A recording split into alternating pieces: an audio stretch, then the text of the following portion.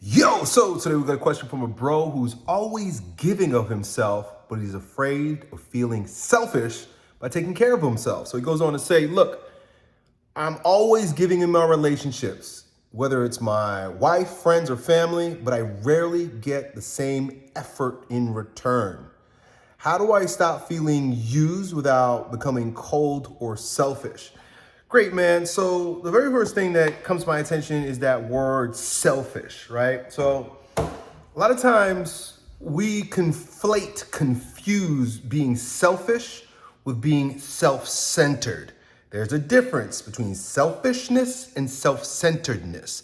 Selfishness means that you are a taker with no return. Maybe the people in your life are selfish people. I don't know. I think that might be a story that you're telling yourself based on some of the decisions that you're making, right? And so you got a particular frame that you're operating from. But self-centeredness means I come first so that I can give more.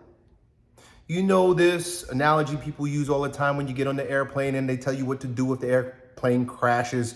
You got to put the mask on your own face first before you put it on other people's face. That's being self-centered. And it is the most selfless thing that you could possibly do, because if you just panic and you start trying to help other people around you, you're going to drop dead. And ultimately, that's what's going to happen to you anyway. You're going to drop dead, or like you say, you're going to become cold. And cold is reactionary. Cold is reactionary. Being self-centered is responding to real needs, true needs, even the needs of the people that you serve. They need you to be your best you. They need you to be filled up, vibrant, vital, healthy, and strong so that you can carry the load that they put on your back, or the load that you're responsible to them for carrying. But if you're weak because you're constantly giving out, and now you're becoming resentful, not only are you physically damned, but now you're metaphysically damned. You're psychologically damned, because now you're starting to become, you use the word cold, but it's resentful. You're becoming resentful to the very people that you want to serve. I once heard this described as the caretaker's dilemma. And I've got some really close people to me in my family that struggle with caretaker's dilemma. Caretakers tend to go into careers where they care for other people. But the dilemma is that these people have a tendency not to want to take care of themselves. And for various reasons. I am self-centered, selfish by nature, right? Like, I don't give more than I have. And when I do, I very quickly pull back because I'm like, I get mad and I start becoming resentful. Even as a kid, like I watched my parents have like VHS videos, and every once in a while they put them on. I'm looking at myself running around and things that I'm doing and things that I'm saying as a kid, just like these little these little bouts that my dad had, like that big camera. And I watch myself and I'm like, wow, yeah, that kid is selfish. And he's talking more than everybody. He's doing more than everybody. I'm not worried about anybody else. I'm going about my business. And that, in a way, has caused me some grief, because the world tells you that you need to put other people first, right? I'm a Christian. I'm a Catholic. You're supposed to love everybody more than you love yourself in some circles, right? Those who really know, they know that I got to nurture the Christ within me before I can even see Christ in you. But it's an old sort of tradition. It's an old way of interpreting things. It's an old way of being that are passed down from, you don't have to be Christian. It's just passed down into our culture. Put others before yourself. When you're a little kid, go to like a nursery school or like a kindergarten and watch the little kids running around. They're selfish as all hell. And the first thing that the grandma or the teacher or the mommy's going to say is, "Oh no, Bobby, give Jane a chance. Make Jane important. Give her a chance." That's what it always is in terms of boys and girls, right? It's always like, give the girl a chance. Give the girl a chance. Okay, that's fair. But then the story then becomes, I need to put other people in front of me, otherwise I'm a bad person. When that is contrary to truth. Like these trees. So I have some trees in my yard here. These trees will not bear fruit if the soil is not healthy. If these trees aren't healthy themselves, cared for themselves, nourished within, there will be no fruit without. They're not going to produce anything. And so even if they do produce, check this out, because this could be you. I get it, because it's been me before too, right? When I'm denying the truth, which is, I love me more than I love you. You're going to produce fruit that's nasty and rotten. It's going to be shriveled up, small, dwarfed, weak fruit that gets eaten by pests. And the tree itself, who can't even produce the fruit, gonna be mad that he had to give that fruit. It's like, it spits out nasty ass fruit.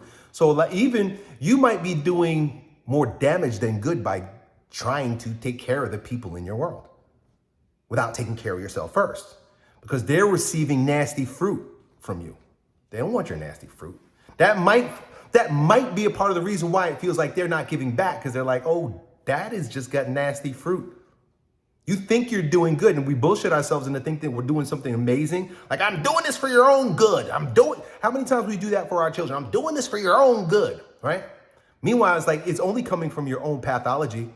Literally, the things that you're trying to do for me is just shove rotten fruit down my throat. Why don't you take some time and just nourish your soil so that you can have some healthy fruit? And once you have some healthy fruit coming through, it's a joy to produce. It's a joy to give. You want to be so filled up that your cup overflows.